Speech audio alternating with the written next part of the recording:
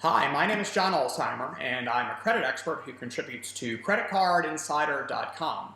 Today's question is this: what are the factors that affect my credit score? Excellent question.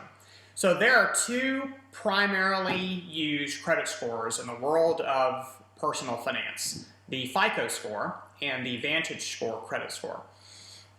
Each of the credit scoring systems is what's referred to as a credit bureau-based scoring system, which means that only information from your credit reports is influential to your credit score. So if the information is not on a credit report, it doesn't have any influence on your credit score.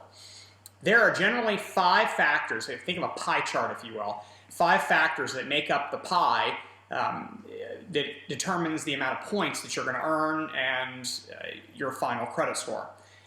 The number one factor in your credit score, and this is across both the FICO and the Vantage Score brand of scores, is the presence or lack of derogatory information. Some people refer to it as the payment history category. But basically, it's not necessarily your payment history, it's the presence or lack of bad stuff. So things like late payments, defaults, charge-offs, repossessions, foreclosures, settlements, judgments, tax liens, bankruptcies.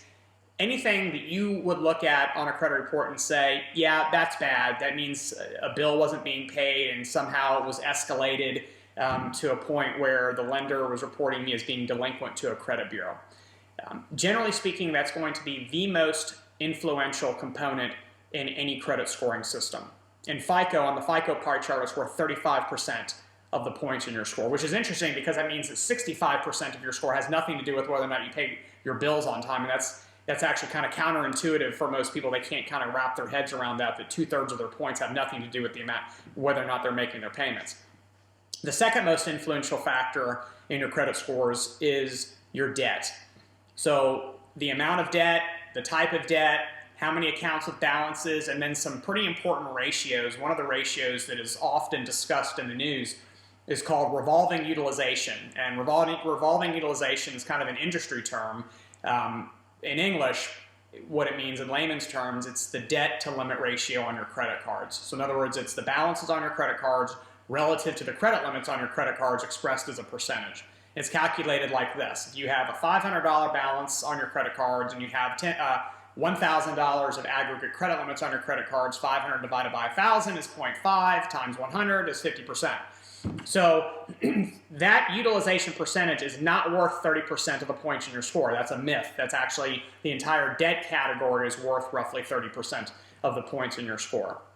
But as that ratio goes up or down, it's also very possible that your score is going to be going up or down as well.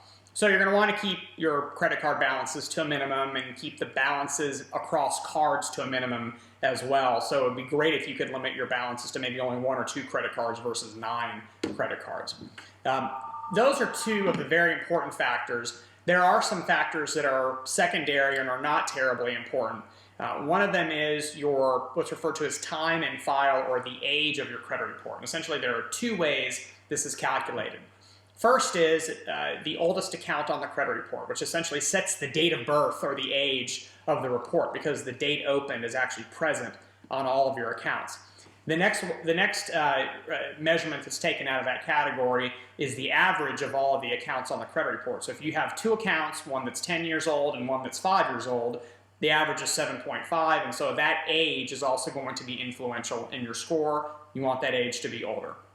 The last 2 components are very, very small and not terribly influential in either FICO or Vantage Score, and that's going to be either the inquiries, or essentially your pursuit or search for credit, and then the diversity of the different types of accounts on your credit reports. In the FICO pie chart, those are both worth 10% of the score. So you have payment history, debt, how old your credit report is, inquiries, and the diversity. All these things are kind of wrapped up in a very complex series of algorithms that are installed at the credit reporting agencies, and the credit reporting agencies can run their credit files through this filter, if you will, and it gins out a credit score that's used by lenders for the purposes of risk management and assessing whether or not they want to do business with you and under what terms. If you have any other questions pertaining to credit or financial topics, please submit them to creditcardinsider.com or in the comments section below. Thanks for watching. Have a great day.